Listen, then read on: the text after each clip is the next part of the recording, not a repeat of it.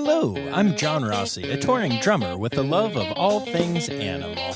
When I'm on the road, I visit as many zoos, aquariums... Hey, wait a minute. What's going on? Hey, what's going on there? Hello? Hello? Hello? We interrupt your regularly scheduled program to bring you Rossifari Zoo News. News you can use from the world of zoos and conservation. Every week, we bring you breaking news and analysis from around the globe, featuring the animals you love and the people who care for them. And here's your anchorman, John Rossi. Hello, hello, hello, and welcome back to Rossifari Zoo News, your look at everything going on in the world of zoos, aquariums, conservation, and general animal weirdness. So, y'all, this is going to be one of those nifty little special edition type episodes because I have a topic that I need to talk to y'all about, and it's going to be too long to then do a bunch of zoo news and not make this a ridiculously long episode. So this was not my intention when I started writing stuff out, but there's a story we need to talk about that's just going to take... It's just going to take too long. It just is. And so, and it's too important to ignore. So we're going to talk about it for most of this episode. And then I will make a valiant effort to do a bonus Zoo News episode at some point this week. But I make no promises because, as y'all know, my life is cuckoo banana pants. And before we get to the special topic we're going to be talking about, I'm here to tell you that my life is actually going to get more cuckoo banana pants on Sunday, because there's a new addition who's going to be joining the Rossifari clan. And if you haven't seen this yet on Instagram, you are missing out. But, back in September, I lost the love of my life, my puppy Lexi. And she was a long-haired Chihuahua, and we had almost 15 glorious years together. And honestly, at the time, I really wasn't sure if I would want to do like a little dog again, because Lexi was my little dog. But recently, I noticed that anytime I see a little dog, I really, really want the little dog I'm seeing. I occasionally think I might kidnap them. Haven't yet, so that's good. But this was really cemented for me recently when I was actually visiting with my parents and Miles for my birthday. And we were at a park, and a family had a little Chihuahua, and it escaped from them and took off running. And it was clear that it was like a new dog, and the family didn't really know what to do. And they were calling her name. Her name was Rosie. And they were all like, Rosie, Rosie, come back, come back, come back. And they were all like freaking out. And Rosie was just like running and like, bah, because that's what little Chihuahuas do sometimes. And they were all yelling, and it was kind of like aggressive. They weren't being mean. They were just scared and letting that influence their tone and everything. And so Rosie was just kind of running away from them and in my general-ish direction.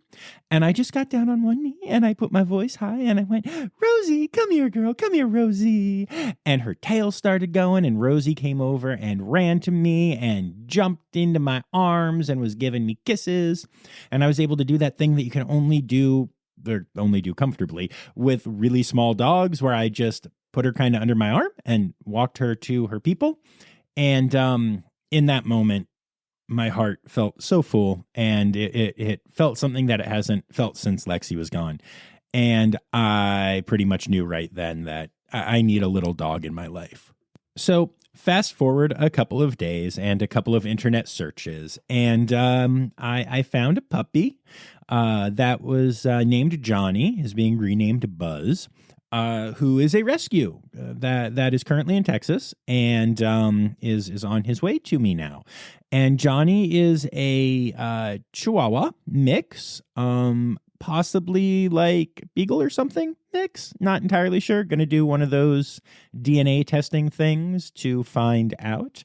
But I am so excited for little Buzz and his little tiny feet that are going to come and hang out with me and be my new puppy. And I'm so ready for this. I'm so excited. And I just wanted to share it with y'all. So if you don't know this yet, we have two dogs already, Perry and Flam. And their names are drum rudiments. If you don't know what a rudiment is, it's kind of the equivalent of a scale for a melodic instrument. It's not actually that great, but that's how people describe it a lot of times. But it's basically a thing you do with your sticks, these different kinds of combinations of hits that you can do that are like part of the language of drumming. And so Perry, who you hear me talk about a lot, our black lab, is short for paradiddle, which is a rudiment. And then there's flam, the mini Aussie, and flam is also a rudiment. And buzz is actually short for buzz roll, which is another type of rudiment, a type of drum roll. If you've ever heard the standard drum roll done at the beginning of like the Star Spangled Banner or whatever, it's usually played like a buzz roll. So not always. Boy, that was nerdy, even for this nerdy podcast.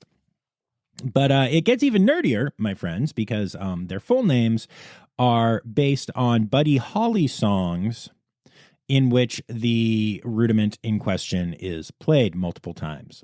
So Perry's full name is Peggy Sue Paradiddle, because for the entire song, Peggy Sue, the drummer, is playing paradiddles. And Flam is named Ray Von Flam because the drummer frequently employs flams during that song. And Buzz's full name is That'll Be the Day Buzz Roll because, the song actually ends with the drummer just playing a big buzz roll. So those are the names of the dogs. And for the three of you that are still listening, hey, thanks for holding on. But yeah, I do really want to get into the more serious topic, and it's a heck of a transition from talking about a little puppy, but I'm really excited about my little puppy. So okay, let's get to the more serious topic, shall we?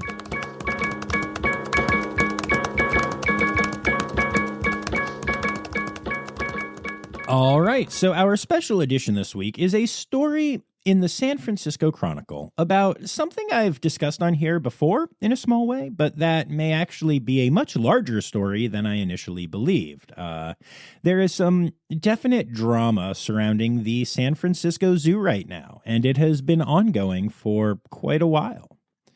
Before I get to that, however, I do want to start off right at the top here by saying that I have been to the San Francisco Zoo, and I found it to be a wonderful experience. I met many of the keeper staff, and I know I have listeners there on staff. And hi, guys, I really love you. I, in fact, love everyone I have interacted with from the keeper staff there. All of the issues I'm going to discuss in this deep dive here are 100% not the fault of the keepers.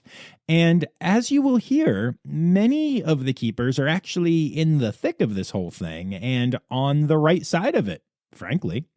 I love the keepers at the zoo, and I support them wholeheartedly.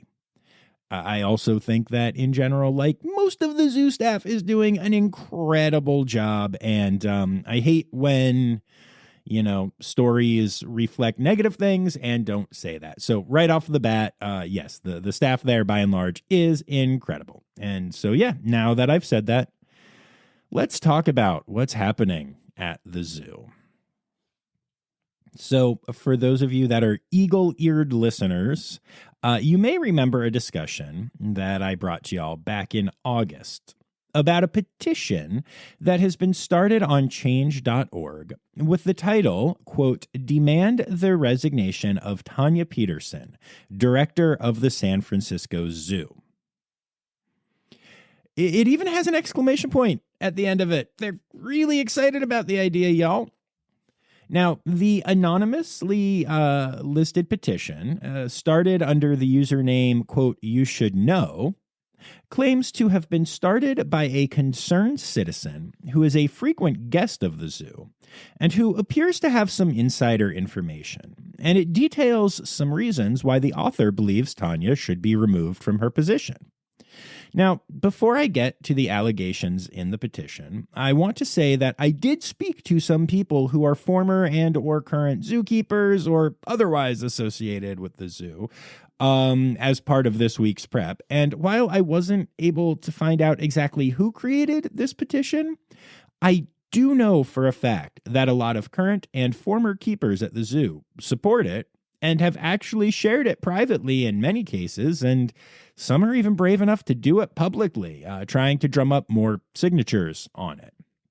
So even if it wasn't started by someone at the zoo, and it was truly just a zoo fan, it has a lot of support amongst the staff at the zoo, in particular the keeper staff. And I mean, honestly, that's pretty concerning. So, the petition makes the following accusations. It says that Tanya's leadership has been detrimental to both employees and visitors of the zoo, that Tanya underpays employees at a rate that is both low for the industry and below the poverty level, that she has created fake positions within the zoo to provide top pay for her favorites and her acquaintances, and that she planned to raise group rates at the zoo to 8 times their earlier 2023 level, burdening schools and other educational institutions in the community.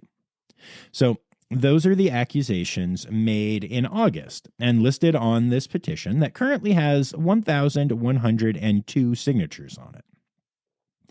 And it's been out there, like I said, since August. And but now there's an article in the San Francisco Chronicle that is making more stuff come to light. And so the article is entitled "A Grizzly Bear Chase, a Dead Penguin. Behind the scenes, the San Francisco Zoo is in turmoil over safety." And digging into the article, the first shocking thing is that a grizzly bear named Kiona escaped holding last year, actually entering a keeper space while a keeper was inhabiting it. The keeper in question had locked the door between the bear and human, but the door had an issue in which you could lock the lock even if the door wasn't closed. So the lock's locked, but the door's not closed. And that's what happened to this keeper. Other keepers in the area were able to use treats to coax Kiona out of the keeper area and into one of her secure outdoor areas. And in the end, no one was harmed.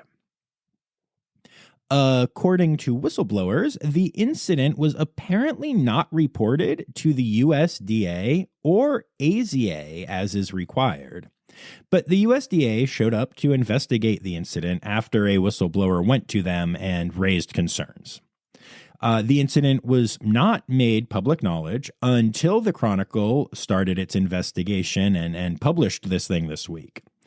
Now, I'm not going to rehash my last special edition about what happens with PR people when things go wrong at a zoo. But if nothing else, let this cautionary tale be another reminder to the zoo PR people listening that just because something doesn't hit the press right away doesn't mean it won't, as we discussed in that episode. We had multiple examples of that, in fact. Be it disgruntled employees or things like FOIA requests, this information is available if people look enough. And people are, in fact, looking. But I digress. The story about the bear in and of itself, while dramatic and scary, it is part of the risk of working at a zoo around dangerous carnivores. The door that could be locked without being closed seems like an obvious safety hazard, but carnivore keepers understand theirs is an inherently dangerous job. But this was just one of several safety hazards the Chronicle investigation uncovered, some of which had been disclosed publicly and some of which had not. One of these instances was the death by crushing of a baby gorilla in 2014, for which the zoo was cited and fined by the USDA.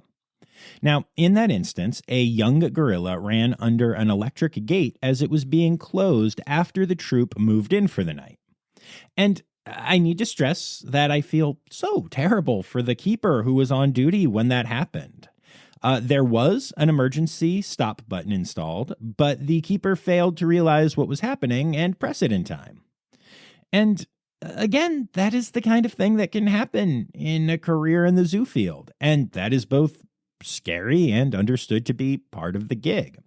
But what's unique about this incident is that 5 zookeepers who worked directly with primates at the zoo came out and said that safety in the building was an issue because of a flawed layout, technical issues with the doors, and inadequate staffing.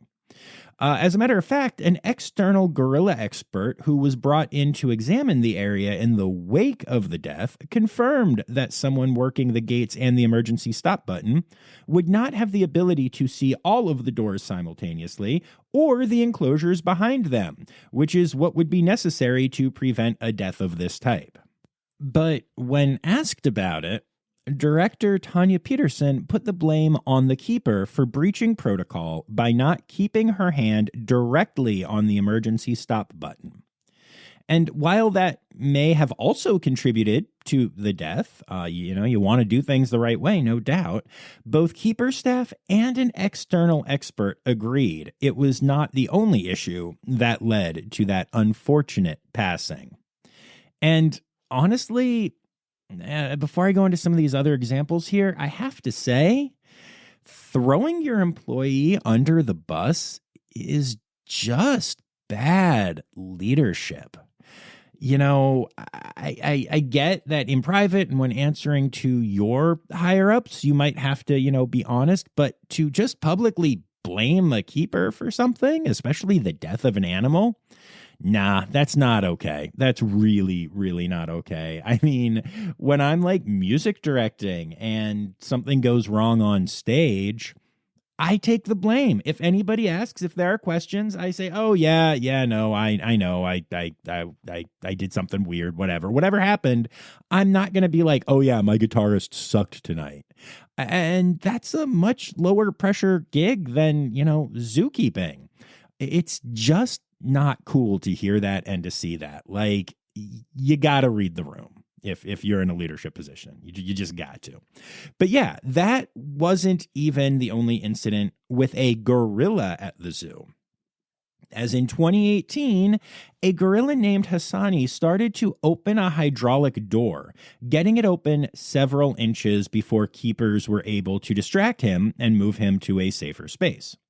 The door had malfunctioned, which again can happen, but this was actually the 3rd time the door had malfunctioned around the time of the incident. Fortunately, the first 2 times were not malfunctions that were taken advantage of by any gorillas.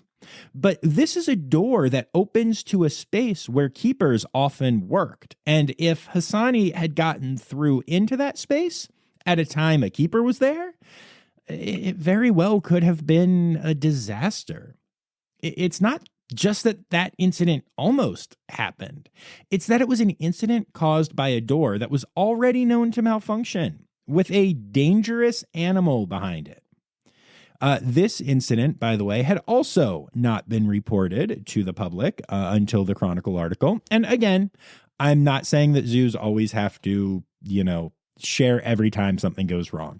See my previous special edition for my much deeper take on that. But it's just worth mentioning as these stories pile up. For instance, the Chronicle also discovered an unreported death of a young penguin named Handy Harry last year. He was struck by a door of the type that drops down, known as a guillotine door. Now, the penguins were being kept in a facility that was designed for otters, and the heavy door fell down, like it malfunctioned and fell down, crushing Harry. And keepers felt that the door system was challenging to use, and I also personally assume they were not as comfortable with the system as they were with the systems in the, penguin habitat that they actually work in regularly. So while I do, again, want to point out that accidents happen, it seems like these keepers were not being set up for success, that leadership was not giving them what they need. As a matter of fact, keeper staff had complained to management that the doors were not easy to use, but changes were not made. And that led directly to the death of a penguin, according to multiple sources. All right, we'll be back after this quick break. Hi, this is Kathy Hill from the Indian River Lagoon National Estuary Program. We're all about restoration projects in progress this season on One Lagoon, One Voice. Learn about the great strides the lagoon community is taking to restore and protect the Indian River Lagoon. Each week, we dive deep into discussions with scientists, resource managers, and nonprofit leaders to explore lagoon issues and solutions. From oyster reefs to clam restoration, algae blooms to muck, you'll learn all about the projects we're tackling to bring the Indian River Lagoon back to health. Click the link in the show notes to follow One Lagoon, One Voice, learn about the IRL Council, and explore our unique lagoon.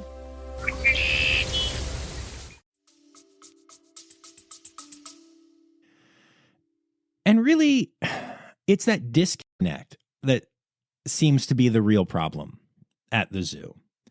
According to the Chronicle, the Change.org petition, and the staff I had the opportunity to speak to about the zoo, there is just a huge disconnect between the keeper staff and the upper management, in particular, Director Tanya Peterson.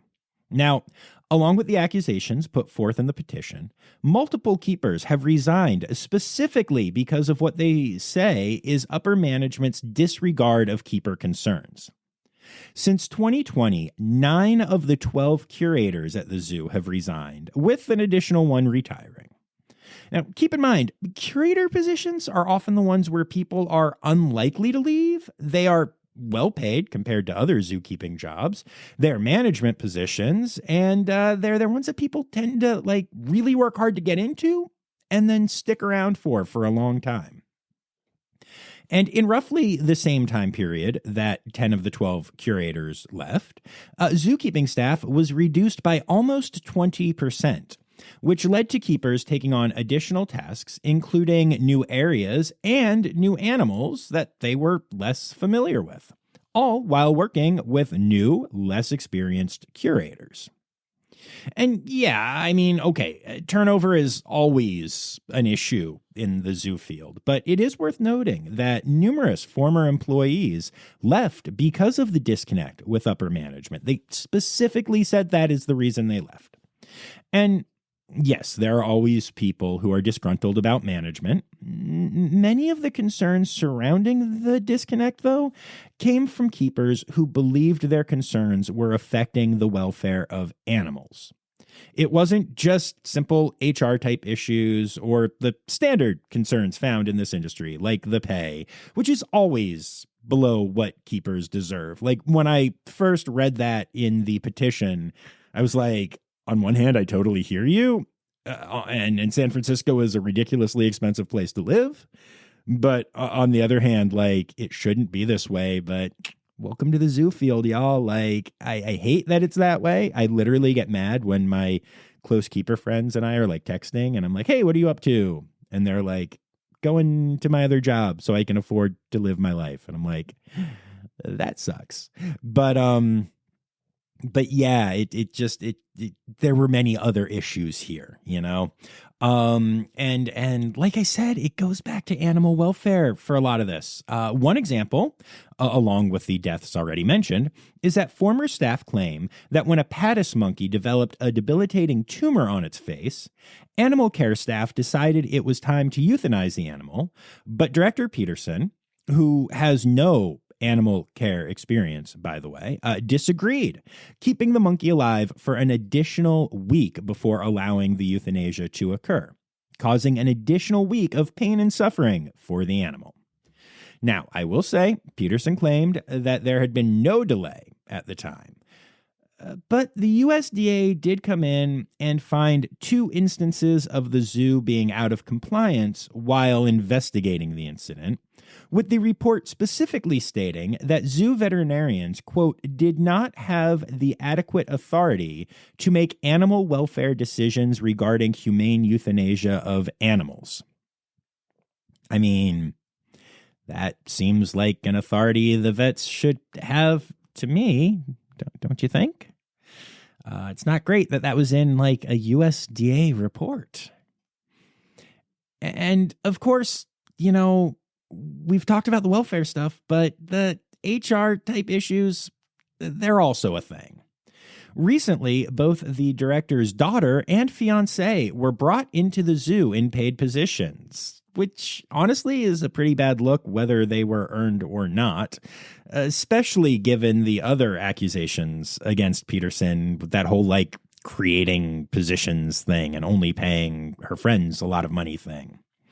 As a matter of fact, in 2014, during union contract negotiations, because the zoo is unionized, which is pretty cool, members of the staff cast a vote of no confidence in Peterson, saying she promoted a punitive/retaliatory culture and that she failed to provide proper oversight and senior management accountability on safety issues. And keep in mind, this is a vote that happened before many of the safety-related deaths and scares and resignations I've talked about on here so far. And, I just don't understand how this kind of thing keeps happening at zoos, and there just isn't any accountability when it comes to director issues. And when I say it keeps happening, I mean, let me be clear. It is a rare thing. But in this situation, and in the situation I've detailed in previous Zoo News episodes, talking about what was going on with the director of the Henry Vilas Zoo, which cost the AZA 7 figures, and there was a lawsuit and all that crazy stuff. These two examples just make me so frustrated and honestly, just so sad.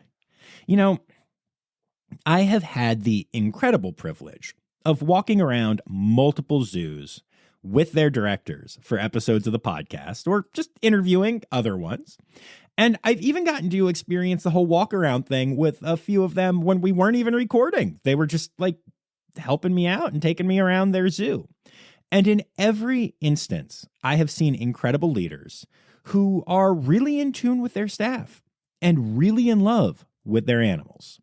And before any cynics amongst you think, well, yeah, it's easy to show that for the press, the way I can actually see it is in the way the staff react to the directors, often without even knowing who I am or why I'm there. I can also hear it in the way the directors talk about their staff and the way they gush about their animals, knowing almost as much about the individuals as any of the keepers do. And it's not just at the small zoos where I see this. Thane Maynard is the director of the Cincinnati Zoo, and keepers, by and large, love him. I've heard so many of them praise Thane, always calling him by his first name and recounting personal experiences they've had with him, times he's chipped in, etc. And as I've mentioned before, I know there will always be disgruntled employees at any job. And I do have to say, the board of the San Francisco Zoo and others in upper management do actually sing their directors' praises, and they call the accusations being made by over 20 current and former employees unfounded and based on outdated information. And maybe, possibly, I guess that could be true. But in having these accusations made in multiple public forums and in having keepers in private encouraging people to sign the petition and adding additional complaints to the pile, and for it to be bad enough for the union to have had a vote of no confidence in the director, that is all evidence of someone who is not leading, or at the very least, not leading well. When a leader loses the people they are supposed to lead, they either have to work hard to get them back, or they have to move on, or be moved on from. This is just such a crazy laundry list of accusations made against the director of the San Francisco Zoo. I just can't imagine they are all made up. Occam's razor shreds that theory to bits. Especially when there is documentation about many of the incidents. I'm really, really passionate about leadership. You hear it talked about on here a lot, and I also frequently have leadership roles on the tours and gigs that I do, and I know how much of an impact a good leader can make on the staff of an organization. In fact, I know how much of an impact a good leader can make on a staff that works in a unique field, that is underpaid compared to expertise, but is a passion-driven field, which obviously means a unique and challenging set of circumstances faced by said leadership team. I've seen it in my career. I've had the opportunity to be that good leader in my career, and I've taken the time to learn how to be a good leader. And I always get excited to discuss this stuff when I talk to other leaders who are passionate about it, like Danny Poirier-Larson, who y'all have heard me discuss leadership with repeatedly. I have not yet had the pleasure to interview Al Zone, who is the executive director at Elmwood Park Zoo. But I've seen him walking around the zoo dozens of times, and the man just exudes leadership. Keepers light up when he's there. He talks to them and to guests, and you just see smiles grow. And, when the zoo flooded and I was volunteering, helping with the cleanup, he was right there, sleeves rolled up, getting his hands dirty. I've actually seen him do that kind of thing a bunch of times. And that's what every zoo and every zookeeper deserves from their leadership. Not an environment that feels punitive and that is filled with nepotism. This career's hard enough, y'all. The staff at the San Francisco Zoo deserve better than what they are getting right now. Either Director Peterson needs to fix the culture at the zoo, starting with herself, or she needs to not be a part of it.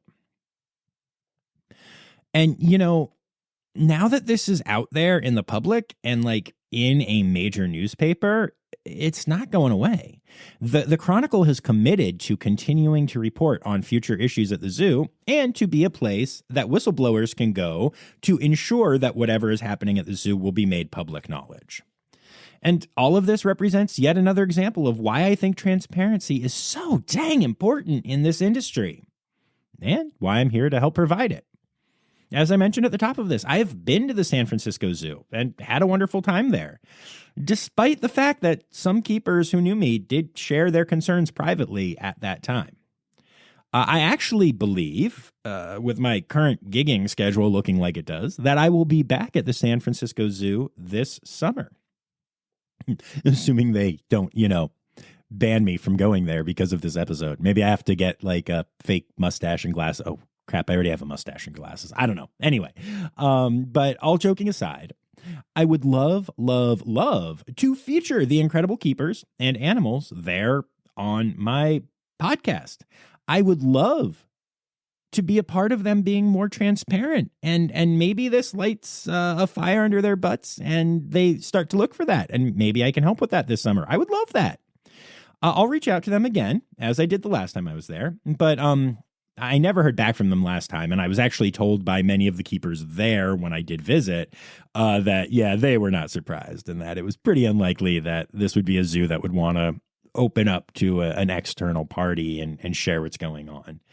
And I'm kind of getting the vibe that that's still the attitude there. So I hope not. I really, really, really hope not. We shall see.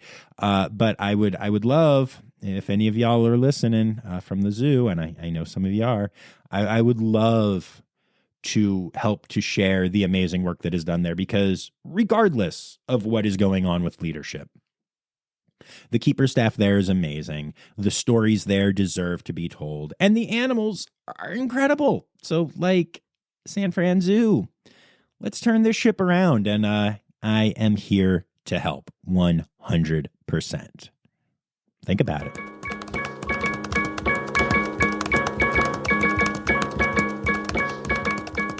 All right. So like I said, when I started this week, I was not planning on a special edition, but that just seemed like a really important thing to talk about and to really go into detail about. So there it is. I hope y'all enjoyed it. My special editions have gotten some props before, so I hope this is also a very proppy one. But hey, let me say thank you quick to my Red Panda level patrons, Dr. Laura Schenk, Dr. Stephen Williamson, Barbara Bennett, and Jenny Owens. And if you sent me a story this week, it's still in consideration for either a bonus episode this week or at the very least next week. And no matter what, I will say all of your names at the end of the next normal episode, because I appreciate y'all contributing so much. I'm here for y'all. I want to balance these big deep issues with my normal Zoo Newsy stuff, but y'all are the fans. So let me know what you think. Let me know if you miss the normal stuff when I do this. Let me know if you think these are important. I mean, at the end of the day, you know, I want to give y'all what y'all want while also honoring my own vision for this podcast. But even more importantly, I want y'all to remember that the words Newsy credits backwards are Steider Kuswen. The Rossifari podcast is produced, hosted, and engineered by John Rossi. Editing and fact-checking by John and Dr. Zoe Rossi. Our theme song is Sevens by Nathan Burke, performed by Nathan and John. Interrupting John theme and additional voices by Taylor Isaac Gray. You can reach John directly on Instagram and Facebook at Rossifari or by email at rossifaripod@gmail.com. Rossifari is part of the Daydreamer Media Network. Now, stop listening to me and go visit a zoo.